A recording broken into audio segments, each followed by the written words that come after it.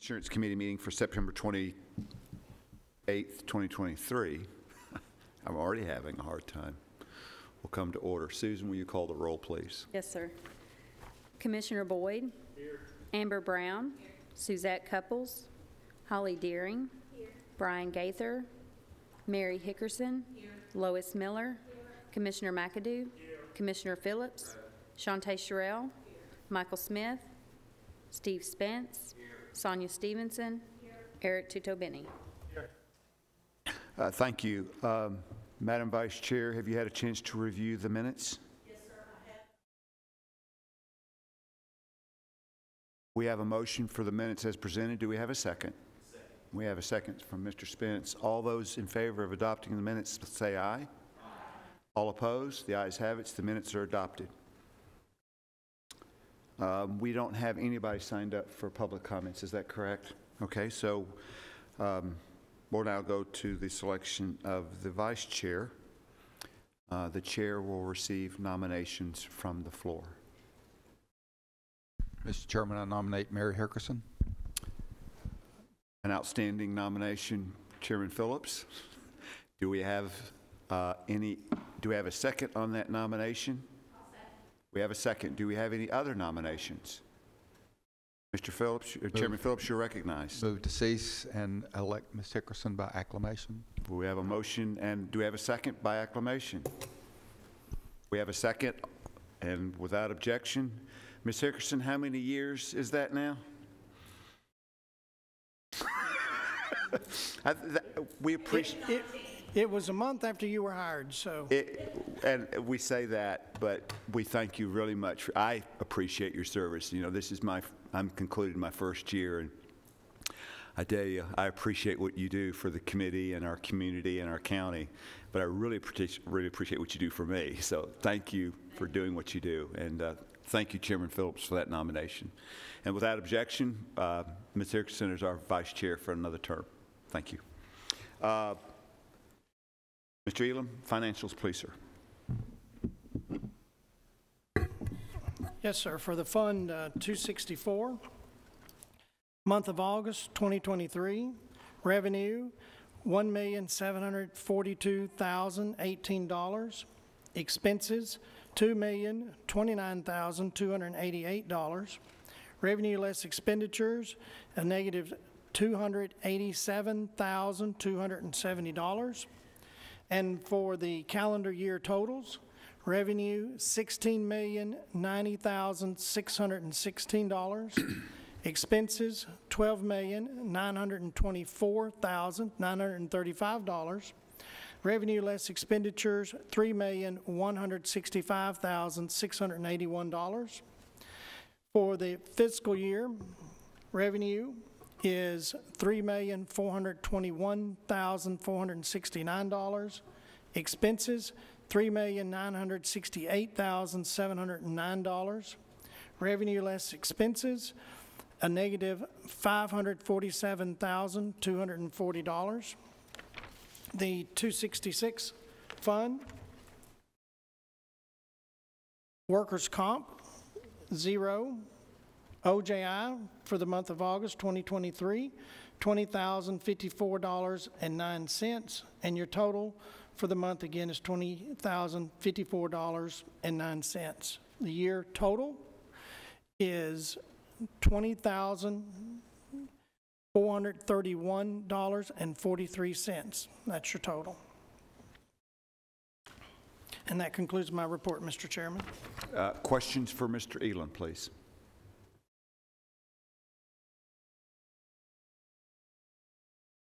Seeing none, I'll entertain a motion for acceptance. We got a motion. Do we have a second? We have a second. And I think we need a roll call vote on this, Susan. Yes, sir. Thank you. Commissioner Boyd. Yes. Amber Brown. Yes. Holly Deering. Yes. Mary Hickerson. Yes. Lois Miller. Yes. Commissioner McAdoo. Yes. Commissioner Phillips. Yes. Shantae Sherrill. Yes. Steve Spence. Yes. Sonia Stevenson. Thank you. Eric left. Ms. Thompson, do you want to give us our OSHA report, please? Yes, sir. Thank you. We're reporting on the month of August 2023. We had a total of 22 incidences, which brings our year-to-date total to 149. That OSHA recordables year-to-date is 99, with 19 lost day claims, 58 restricted day claims, and 22 other recordables. The next page is the total year-to-date compared to last year in 2021. So for 2023, we had 149, 2022, 119, and 2021, 111. The next page is the incurred dollars. For 2023, we're at $483,000. 2022, we were at $437,000, and for 2021, $439,000. The last page is the breakdown of the 22 incidences. There was 18 at the Board of Ed and 4 at County General. And of the 4 at County General, there was 2 at the Sheriff, 1 at Correctional Work Center, and 1 at the Health Department. And that concludes my report. Any questions for Ms. Thompson regarding the OSHA report? Seeing none, I'll entertain a motion to approve. Do we have a motion? Do we have a second? And we have a second. All those in favor of approving the motion say aye. Aye. All opposed? The ayes have it. The report stands approved. We now move to item 7 on our agenda, the wellness update. Ms. Lovett, our Cigna Wellness Coordinator. Welcome. Good afternoon. For our incentive points, as everyone knows, you have 2 days left to meet those points. September 30th deadline. We've sent out lots of reminders, and still happy to help anyone on these last 2 days. Currently, right now, year to date, we are at 678 people that have got all 3 of those as of today. For our current and upcoming activities of September, as usual, we've been sending out these monthly podcasts. They're getting a little over 100 views and participants with trivia questions, along with Cigna highlighted programs. Our third quarter wellness challenge is going really well. We are in the last week of that with a lot of participation. And as of yesterday, we had our end of quarter lunch and learn about mental health awareness, and bringing that and coinciding that with the health department as well, that's doing some mental health workshops and programs. And that was one of our biggest turnouts we had yesterday for that lunch and learn, so that went really well. And that concludes my reports for today. Thank you, Ms. Lovett. Mr. Elam, you're recognized. Yeah, Liz, will you just kind of expand on the lunch and learn, kind of what you do, so they, I know you're pretty much at capacity yesterday, and just kind of tell them what you do and what that involves as far as getting people there. Yes, sir. For our lunch and learns, there are 1 each quarter. We hit on different dimensions of your health. It could be financial, mental, physical. I try to change it up each quarter. And when we send out a email to everyone, they have to sign up. They are for reserved seating, because all of them have been at the health department. So we're pushing it at 45 people. Preferably, it needs to stick within the 40 range, they said. We have a beautiful laid out lunch that we get that everybody loves. And we educate people on that specific dimension of health. So as of yesterday, we hire a speaker to come that specializes in that, that's certified in that. And usually always that speaker will have take that Cigna insurance as well. And we'll just educate. They ask questions. Some, like yesterday, was more of like a hands-on afterwards. Everybody got to actually have 15 minutes of a mental relaxation. I don't know if any of y'all were there yesterday, but it was a great participation, and it would have been a great picture to take of everybody just really zoned out and finding their peace for the day, which we all need. And I didn't have to pick anybody up afterwards, so that's good. But they're very educational. We always bring all the programs to everyone that we have in a folder, reminding everybody of what we offer in that dimension of health. And we get a lot of great feedback from those. Any other questions? Being none, thank you very much. Thank you. Item 8 on our agenda is the MedPort. Boy, I'm having a hard time today. Med report, Ms. Wilson. My apologies. I'm just stumbling over my words today. Me too. Good afternoon. If you will turn to page 3, we'll begin the review of the data for the MedPoint Clinic for August 2023. So our visit summary, we saw 195 patients in the month of August, with 163 of those being unique members. Our visit summary by member type, out of the 195, 21 were children, which made up 11% of the visits seen. 154 were employees, which accounted for 79%. 20 were spouses, which accounted for the remaining 10%. The visit appointment type summary, there were 26 members that had 2 to 3 visits, with a significant increase in annual visits over July. We went from 19 annual visits to 41 in the month of August. And I will say right here that the information that is going out to employees regarding their points is working, because they are busy in the clinics doing biometric screenings and annual visits. I just spoke with the clinic a few minutes ago. Page 6, the visit summary by day. There were 23 scheduling days in the month of August, with Monday being the busiest day in the month. On page 7, our in-person versus the virtual appointments. The month of August saw 4 virtual visits. 2 of those were strictly due to convenience of the patient. It is a little bit higher than what it traditionally is. It seems like it hangs around the 2 people doing virtual visits, so that was what accounted for that increase.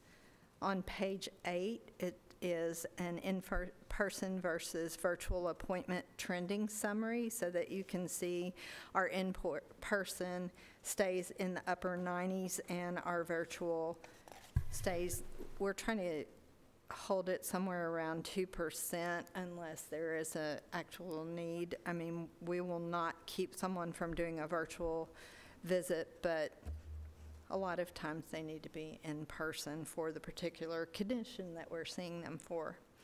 On page 9, referral summary, there were 17 referrals in the month of August.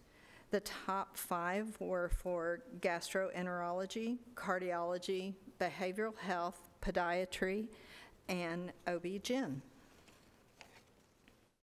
Our financials for the month of August, there were 163 unique members. The total operating cost was $34,319.26.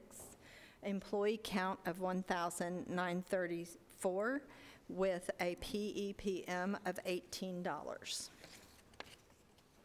Our population health analytics on page 13. In the month of August, the male highest percentage BMI was in the overweight category, with the female highest percentage BMI in the obese class 1 category. Page 14, our diagnosis code. Encounter for general medical exam, which we would expect was in the top, along with anxiety disorder. Page 15, the visit demographic summary. 54.87% of the members seen were female. This is a little bit of a drop-off. Usually the female population is up in the 60%, so I think with people trying to get their points, we're seeing a bigger mix of female versus male.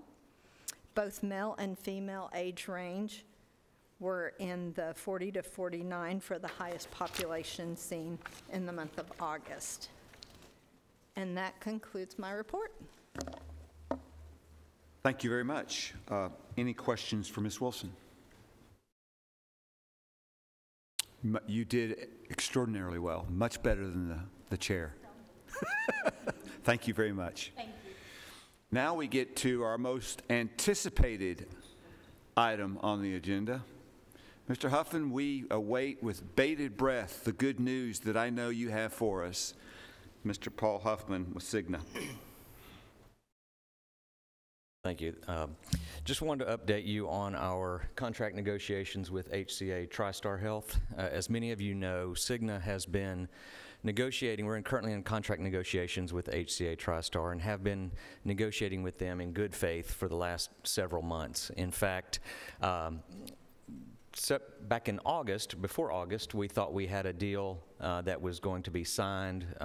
We had come to agreement in terms and got an extension through September, and then at the last minute, 2 or 3 weeks ago, we were told that they are not accepting the offer that we made and that they are holding firm to the reimbursement contract that they are requiring. We have since requested that they provide an extension through the end of the year to January 1st so that we can continue to work on this negotiation. They are not willing or have not accepted that either. Once we found out that the terms were not being agreed upon, we sent letters to members. And so this is for those members who are in the Open Access Plus network and those that are in the Medicare Advantage product. So we're negotiating on both of those terms. Members should have received those letters this week, okay? And there's about anywhere from 300 to 400 members on the Open Access Plus plan that might have received a letter on the Open Access Plus that utilized HCA TriStar within the last 18 months. About 50 to 60 members on the Medicare Advantage that will receive that letter. The Medicare Advantage, just incidentally, has a October 15th termination date. The Open Access Plus has an October 1st date, so it's coming very quickly. To bring you up to date today, on Tuesday, we received a response to our latest proposal from HCA TriStar, and their response was no change. They're not moving from what they are demanding. And there was supposed to be a conference call today at 2 o'clock. So there could be an update this afternoon. It could be more of the same. We are highly desiring to keep them in the network. My entire career at Cigna, 32 years, we've always had HCA in our network, and that is our desire. We want them in the network. We have been negotiating in good faith with them and thought we had a deal. But honestly, the terms that they're requesting are above the terms of their peers, and they're already above their peers in cost today. So think about it this way. Nearly 85% of Cigna's business is self-funded employers just like you. So when we're negotiating these hospital contracts, we're negotiating on behalf of your money, not our money. So you would not want us, here's what I'm told, you would not want us to accept what they've asked for, okay? Although it would make our lives much better, all of us, to have them in the network and put this to bed. We totally understand the inconvenience and the disruption and the fear that this puts in your members' minds that their doctor at HCA or that hospital may not be in network. We hope to have a deal with them. There will still be out-of-network benefits that they're able to utilize. There will be transition of care benefits available for those who are currently within treatment, and those can be approved. And then lastly, on the Medicare Advantage, because the Medicare Advantage plan has the same benefits in-network and out-of-network, there is still a chance that, worst case scenario, if HCA were to not agree to terms and were to go out of network on October 15th, that we are asking them to continue to see Medicare Advantage members out of network and submit those claims to Cigna so that they can still receive the same Medicare reimbursement. I will say they have not agreed to that yet either. They're not obligated to do that, but that is just another point that I wanted to make. I will commit to continue to provide Mr. Elam and his team updates so that he is aware of what's going on. Like I said, member letters went out. They probably received them yesterday or the day before. If we are successful in getting an agreement before the 11th hour of September 30th, we will send another letter that tells members that they're in network. Another thing that could occur is they could, on October 1st, go out of network, and we go through all these steps, and then maybe they see the light and could come back at any time. We've seen that with providers. Unfortunately, it resembles a game of chicken. Who's going to cave at the last second? But we are fighting on behalf of affordability and cost savings, and want to make sure that we are not agreeing to something that would increase your costs. So I'll have any questions that you want to ask. I'll be happy to answer what I can. I have a couple, if you don't mind, Mr. Huffman. Yes. You said that there were affected 300 to 400 in open access and 50 to 60 in Medicare Advantage. So you're telling us the total maximum affected within the Rutherford County healthcare plan would be less than 500? That's correct. Okay, and what percentage of that 500 is the overall insured? Let's see, you've got 1,200 employees, make that 2,500, so that's about a 25%, 25%? on the OAP, Yeah. and then you've got 300 on the Medicare Advantage, so less than 20%. Okay. One final question. You said that if we get past the deadline and there is no agreement, obviously you can't, and I don't want you to the extent that you know, divulge the details of the negotiations, but can you kind of share with us a little bit? Because it sounded like you were close in August. You had basically an MOU, a memorandum of understanding, or kind of an intent, and it kind of fell apart. How far apart are the two sides? If you can kind of just give us some kind of general indication. Yeah, as far as a percentage goes, I don't even know that. They're not sharing actual numbers with me, and I probably wouldn't be able to share that Right, anyway. and we wouldn't want But you to. I will say this, the contract renewal was originally scheduled to terminate on schedule, August 1st. So we knew, in July to talk to, gearing up toward that 8/1 date. We met with them to do a renewal discussion and offered them what we felt like were standard incremental trends that we have offered to other carriers, what is commonly seen in the market as a standard increase that would be consistent with the trends that you've expected in your rates. And something led us down the path to believe that we were good, because they allowed us to have an extension to 9/1 and then another extension to 10/1 so that we could do our paperwork, and that's pretty common. And so you might say, well, that's why I haven't mentioned anything about this yet. They haven't told me that there was a problem until 3 weeks ago. And then literally we had an emergency phone call within our office and said that I don't know what changed, but the gap or the agreement just suddenly went to a gap, and what they're asking for is above what the market would have them be. That's all I know.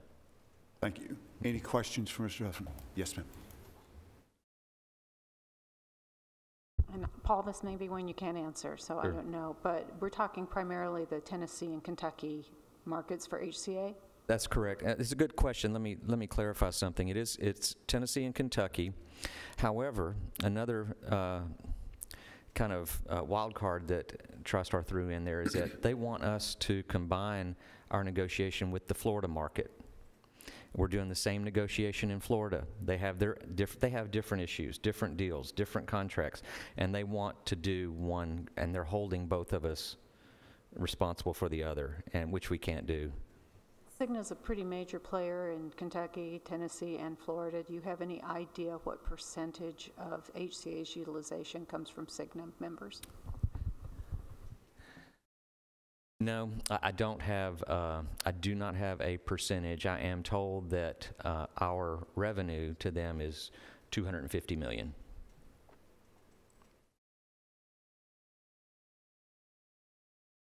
Yes, Mary, you're recognized. Thank you.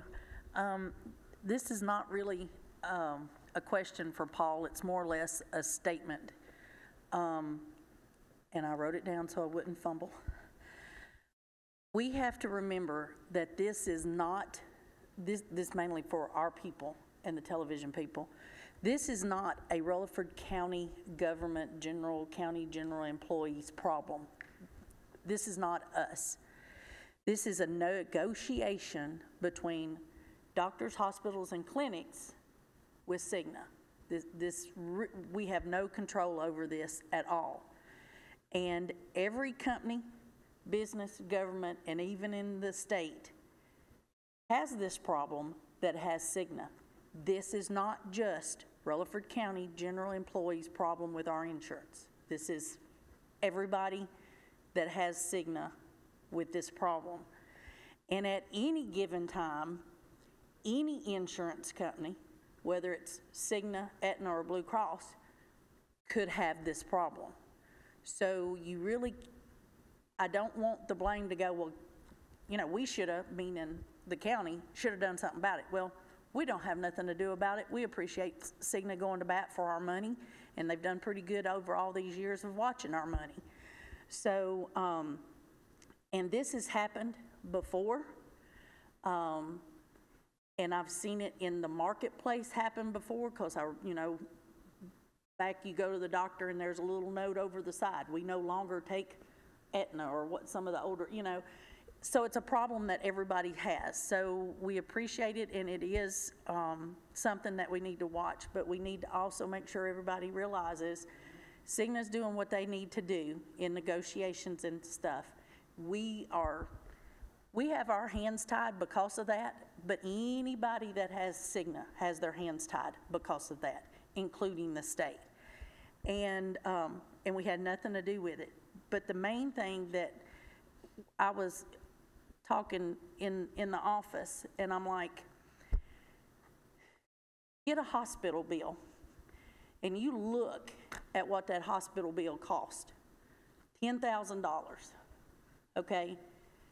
I only got to pay, of course, deduction or benefits and all your deductibles and all that, but let's just use simple math, 80-20.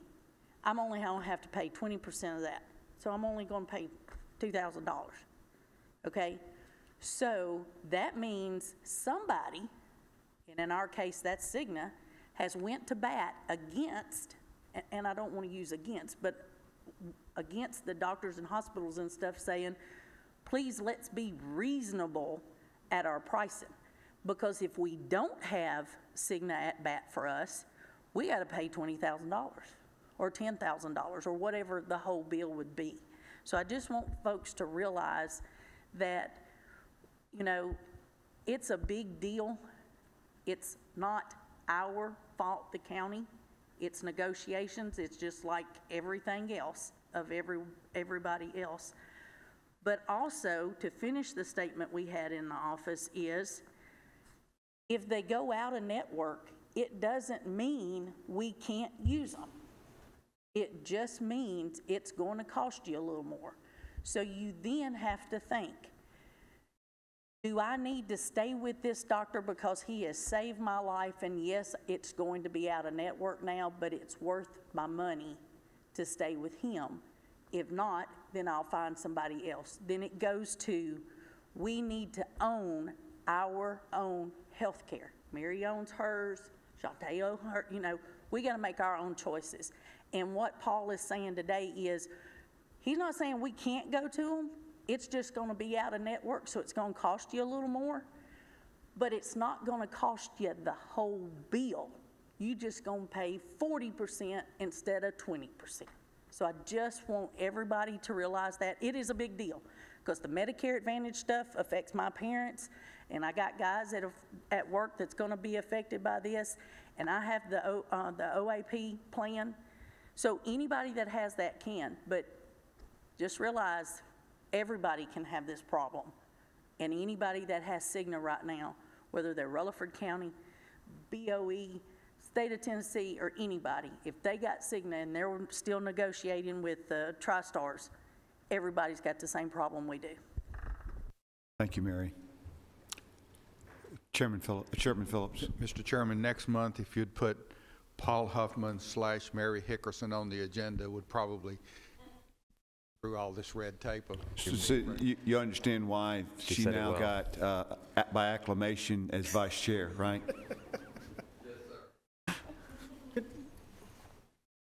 Mr. Elam. But I mentioned a couple of things. One is, I think everybody should have gotten a copy of the letter that went out to the employees. We sent it to all the insurance company, county commissioners, just trying to make sure that you had access to it. So if someone did call you, ask you questions about it, you had a copy of it. If any of you did not receive it, then either we haven't updated an email or something. But if you didn't, just get with us. The other thing I wanted to mention to you is on our website, if you go to Rutherford County, then you go to Insurance and Risk Management website, we have a tab over to the left on the website that gives a copy of that letter. And it's also to help update whenever we get some news. You'll be able to go into that website and look where it says, again, TriStar Cigna, and go in there, and we should be able to give you some type of a update, any documents that we will get that, and also on there for the continuity of care, that form is also embedded in that letter, the same letter that was mailed out to people. So if you want to push them to the website, it is there. And the only thing I would say is I also want you to keep in mind, and I'm not picking sides, I'm just saying, we've gone through a time where there's inflation, and I think as you see these contracts, no matter who it is, whether it's Cigna, Humana, Blue Cross and Blue Shield, I think you're going to continue to see these negotiations because of the inflation that we've had over time. Everybody's going to have to sit down and negotiate these contracts no matter what carrier you are. And I would anticipate that as these contracts expire, I would anticipate that to continue regardless of who the carrier is. Thank you, Mr. Elam. Any other questions or comments? Mr. Huffman, we thank you for bringing that news to us, if nothing else, because it manages our expectations, and that's probably the most important thing we have to do. We wish we had a little bit better news, but hope springs eternal, but it's also not a strategy. So we'll hope for the best and prepare for the worst. Great. Thank you. Thank you, sir. No, you're good. I can take care of it. Mr. Elam, you want to be recognized? You're duly recognized. Yes, sir. On number 10, the high deductible health plan embedded deductible.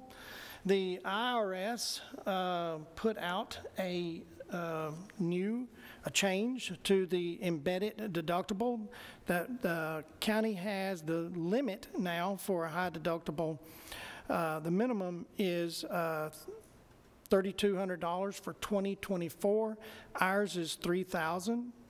So it would be an increase of $200 to the high deductible plan to stay in compliance by the IRS. I put it out there just to make you aware of it.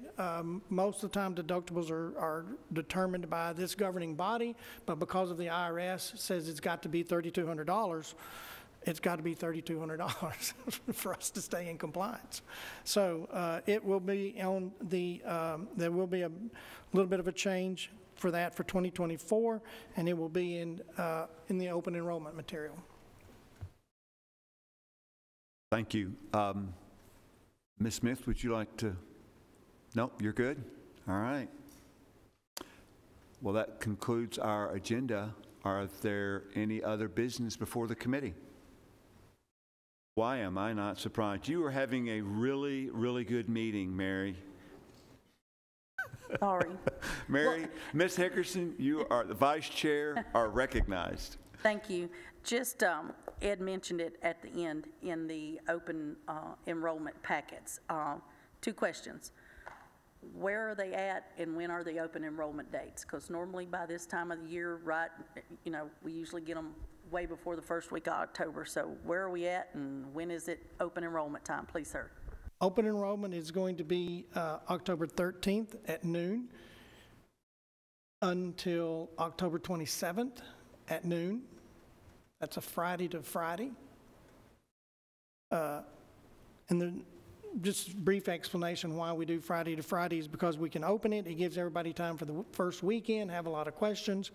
And then you have a few people that procrastinate, so it gives them the whole week to call you, where if you do it, you close it on a Monday, then a lot of people will wait till the weekend and they don't do it, and then you're bombarded with a lot of calls on Monday. So it seems to have worked pretty well going from Friday to Friday, and it'll be for that 2 weeks. We are not doing books this year. We are able to print them out if somebody wants them, but because of cost and trying to keep our mailing costs and everything down, they'll be electronic and they'll be on our website, and then we'll have some printed version. If somebody wants some, we can send them to them by departments, but we're trying to do everything through, because it's not having the schools, we feel like that we can do everything through interoffice mail and send everything out to them that way and make additional copies if someone requests it. So Miss Marissa Combs-Smith does want to be recognized. Why did I not know that you couldn't just stand it? You welcome. Good afternoon, committee. I just wanted to add that we are going to alter the enrollment process a little bit this year. In addition, though, by layering in group meetings. So my team at Gallagher will be going out into each department where we've got multiple shifts and locations. Jennifer, Anne Marie, and I made the schedule. I think it's like, I don't know, 18 of them or something, plus a virtual that will be recorded and able to be emailed out, so that if someone wants to look at something with their spouse or somebody that they trust that advises them and works with them on those types of things, they would be able to look at the recording as well if they can't make an in-person meeting. So we have, I think, roughly, it's between 16 and 18 in-person meetings across the county, as well as that virtual that will be recorded. The purpose of that is to go through every benefit that they have available to them in detail. So we're really trying an approach where employees see someone this year to talk about that's from the carrier, that's bringing in all the voluntary as well as, not the carrier, excuse me, the broker that's bringing in all the voluntary as well as the medical. So it's not just a focus on the medical. That's all I want. You don't get, Mrs. Smith, you don't get to leave without the thought about you entertaining some questions. When you come up here, that you're now obligated. I know you are. Does the committee have any questions? Of course, Mary, thank you. Mary never disappoints. Okay, couple of things, and this is being selfish. One, the majority of my 72 employees do not have email access. Yep. And they do not work at a desktop like Melissa and I. So we're going to need some printed out papers because the guys really believe in those booklets, because when they hit their mailbox on the weekend, they see Mary and Melissa Monday morning. We all get there at the same time. So I'm going to have to request some of those. And, and Mary, we knew that about your team. We have, I think, 100 that we were printing in-house at Gallagher. It's just that the print cost has gotten so outrageous to do a full booklet, and really this is where the market's gone. I mean, there's not an employer someone's going to go work for that's not going to have digital benefits guides at this point, but we recognized that because of the weaning off of that needs to take place, that we would need some copies.